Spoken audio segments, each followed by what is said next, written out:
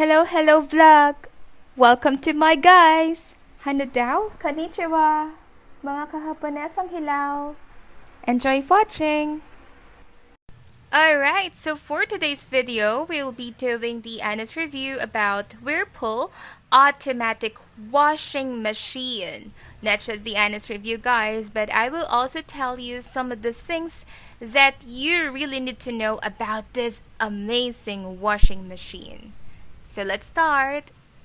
The model of this washing machine is Whirlpool LSP880GP, and it says here that it's 8.8 kilograms capacity. Whirlpool automatic washing machine has different capacities, but this is 8.8 kilograms only. So let's take a look at the control panel we have here. So guys, as you could see here, you could find some buttons or mga indicators about this washing machine. So let's tackle this one first, and right after that we'll be doing the honest review about it. So for your information, guys, since this is an automatic washing machine, once it's done washing your clothes, the power will be automatically turned off in 5 seconds. Okay, so guys, let's just go to the digital indicator. Let me power it on first. Okay, so you will find in this indicator, this will show you the remaining time during washing.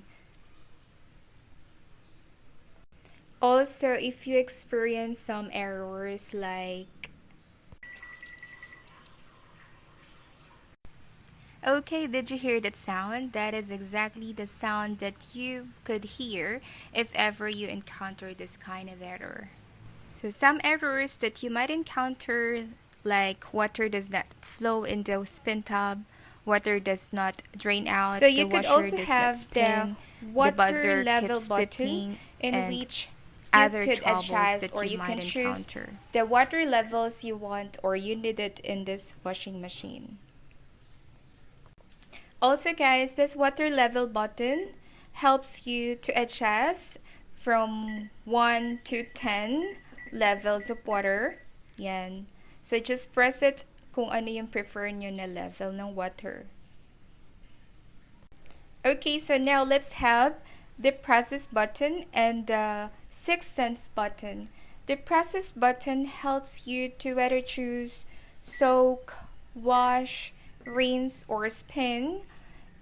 The number, you could just set the number of rinse that you want. Just press the 6 cents button, this one, press it, and it will appear on the digital indicator the number of spin that you want. You can just adjust it up to 4 times. So one thing that I really like about the 6 cents button is that once you hold this for like about 3 seconds, let's try it. Okay, so it will automatically set to standard washing cycle.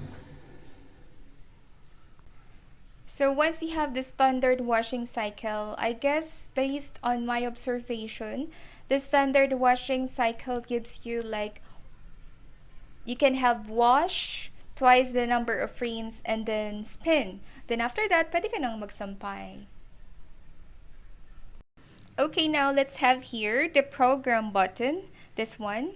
Once you press it, this will help you to customize the washing course that you need, like let's say in normal, heavy duty, energy saver, blanket, delicate, rinse, and spin. So you could also have only the rinse or maybe spin. Okay, so now let's have here the start pause button. Hindi na siya makita. Okay, so this button will help you, or this can be used to start washing.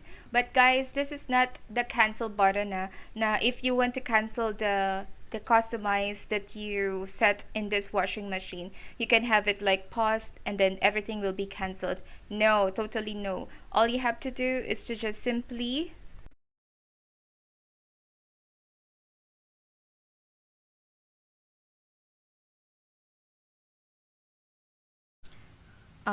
just press the start pause button and then hold it down for about 4 seconds until beeping stops. If you would notice guys, hindi nyo na halos mabasa yung start pause button niya. It doesn't mean na nag-fade yung label. No, hindi ko lang talaga ugaling magtanggal ng mga So, ayun plastic, na nga guys. charot, Syempre, ng plastic para mapanatili ko lang charot. din yung Let's parang do the laundry maiwasan together. yung mga Charot, scratches or Ayan, anything katok ka na muna pwedeng bago ka ma-damage dito sa pumasok. machine. Joke lang. Open natin to guys. Pagka-open nyo, makikita nyo ang dumi. Charot. Pagbigyan nyo na kami guys kasi for almost 2 years or 3 years, more than 2 years or 3 years. Ano ba? Hindi ko alam. Basta yun. So, makikita nyo dito, guys. As you could see here, there is a detergent box here. Which means, dito nyo ilalagay yung sabon. Yan. Para pag nag-flow yung water dyan, automatic na yung sabon nyo din is mag-spread out dyan sa clothes nyo dito. Imagine nyo na lang may damit. And of course, makikita nyo dito yung, ito guys. Ito, yung fabric con na lagayan. Pagkalagay nyo dyan ng fabric con, bago kayo mag-start ng maglaba, pwede na rin kayong gumala kasi kusa na yan matatapos. Charot. Yung fabric con na to, gagana to sa huling banlaw ng damit nyo. So, automatic din yan. Naiisip niya yan. So, yun. Tapos, yun yung loob niya. 8.8 kilograms to guys ha. So, malaki talaga siya sa loob. Tapos, may filter siya dito yan. Pag tinanggal mo yan guys, pwede mong itapon yung mga dumi na sumisiksik dito. Dito pumapasok yung mga dirt, yan, yung mga dumi ng damit nyo. Tapos pwede nyo siyang linisin. Tanggalin nyo lang siyang ganyan. Tapos pwede nyo na siyang linisin. Ayan, hindi ko na mabalik.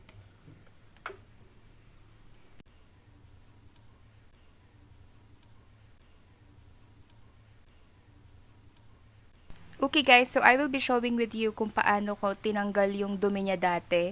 Sample video. So, Kung sensitive ka, siguro pwede mo i-pass forward kasi baka ayaw mo na nakakakita ng medyo madudumi sa buhay mo. So, yan. Yan. Pass forward mo na lang. Yan, tatanggalin nyo lang daw to. Ang dumi na niya. Grabe. Ayan yung dumi niya. Tapos, yun yung mga Di ma-open-open ni ate girl, baliktad pala. Sorry na. Sabihin, nafi-filter talaga niya yung mga dumi. So, tanggalin natin. Yan. Subukan natin tanggalin yung dumi. Guys, pagbigyan nyo na ako. Yan. Tapos, syempre, tapo mo sa tama. So, yan na nga guys. Let's do the laundry. So in short, napi-filter niya yung mga gantong dirt sa damit mo. Okay, so as what I have So, mentioned maganda to. earlier, kung talagang nanood ka nung from the start, okay, ginamit ko yung 6 cents button dito.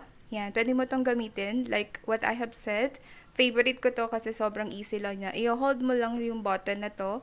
And then, yan, automatic na niyang ipapakita sa'yo kung, wait, yan, kung ano yung nakuha niyang timbang yata sa damit mo.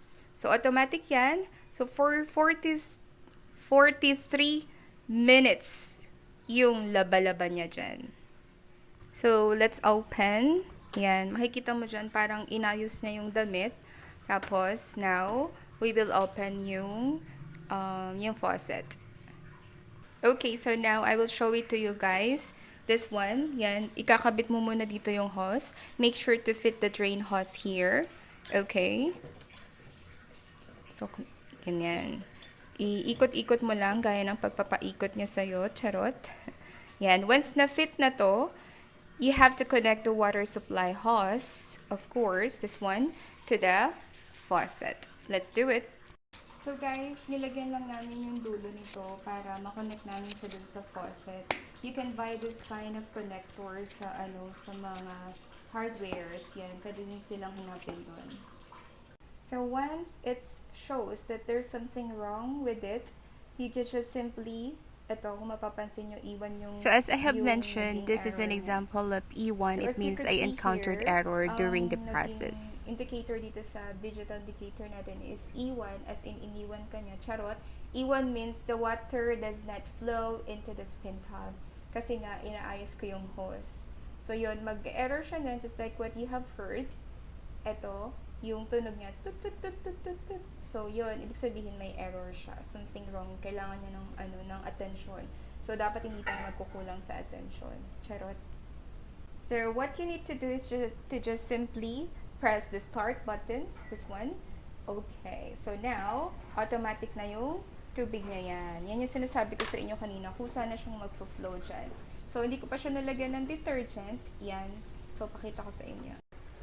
So, yan. Nilagyan ko na siya ng detergent soap here. Yan. So, kusa nang nag-flow yung detergent soap na dito. And now, nag-start na siyang mag-spin. And, konti pa lang yung tubig niya, nag-spin na siya. So, kailangan nating dagdagan yung water level from 3, if I'm not mistaken. Yan. Gawin natin siyang, usually, 10. Yan. Para talagang hanggang dito. Para alam mong linis yung damit mo. Okay? But you could do that. You could set the water level prior nyo pa siyang gamitin. Sa ngayon kasi pinakita ko lang sa inyo yung mga nangyayari.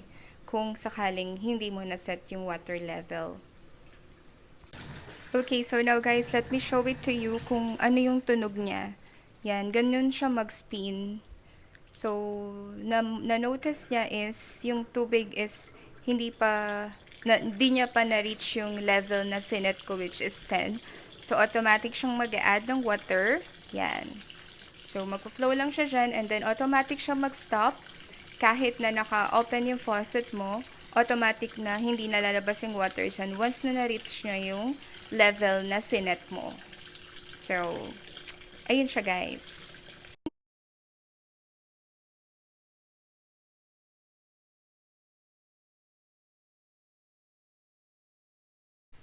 And yes, we're done, 'di ba? Naka-off na rin yung washing machine. Hindi ko 'yan pinower off ha. Kusa niya nang na-detect na tapos na siyang maglaba.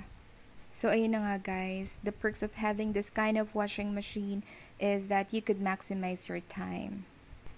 So, ayun na nga guys, 'di ba? Isipin mo na day off mo today, tapos madami kang kailangan labhan, uniforms mo, tapos yung mga ginamit mo for the whole week, 'di ba? Sobrang hirap. Kaya kung talagang meron kang automatic na washing machine, makakapaglaba ka at the same time, makakapagpahinga ka, masusulit mo yung rest day mo. At sobrang tipid talaga nito kasi like for about less than 1 peso per kilowatt hour yung consumption niya. At itong brand na Whirlpool, wala pa kaming na-encounter so far na problema simula nung time na binili namin siya. So, ang smooth lang niya gamitin. I would highly recommend this talaga. It's easy to install and it's user-friendly. Thank you for watching. So, don't forget to like, share, and subscribe. And do hit the notification below para updated kayo sa mga darating na bago kong vlogs. Thank you so much sa inyo. Arigatou gozaimasu.